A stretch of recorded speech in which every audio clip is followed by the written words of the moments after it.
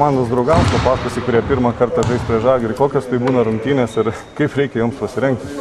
Papasakosiu, jie, manau, puikiai žino, kad Žalgiris yra pagrindinis varžovas tiek BBL, tiek LKL, tai jiem niekada nereikia aiškinti, jie žino viską puikiai. Bet ir rungtynės šventė ne tik žiūrovams, bet turbūt ir jums laukia tokių rungtynių, tokių svarbių, Ar jūsų tokių švenčių? Ne, nu tai čia visų pirma yra darbas, yra labai svarbios rungtynės. Aišku, bus pilna salė, vėl visai kita atmosfera, viskas. Žiūrėsim. Geriausia šioje evente būtų, jeigu būtų pergalė, o tai tada tai.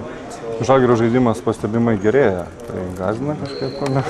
Tai turi gerėti, nes ką jie žaidė anksčiau, buvo kažkas tokio, po niekas tai nesitikėjo, niekas tam nelaukė, nes vis dėlto komandų surinkta yra labai gera.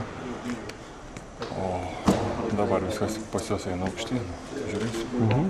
Žaistė su komanda, kurios treneris treniravo ir jūs. Taip, ir ką galėtum pasakyti, ką Trifunovičius gali, nežinau, paruošti tokią, kaip pačiam bus žaisti prieš vadovavimo trenerių bus. Tai ne pirmas kartas, kai žaisiu prieš trenerį, paskui tikrai esu žaidęs. Tai yra darbas, mes visi dirbam savo mėgstamą darbą, jisai nuėjo į Kauną. Nu ką, žaisim 5-5 su vienu kitam. Artūrai, ar jūsų pagrindinė užduotis bus Vimsą stabdyti? Paslaptis. Gerai. Kai Laras Gidžikičius.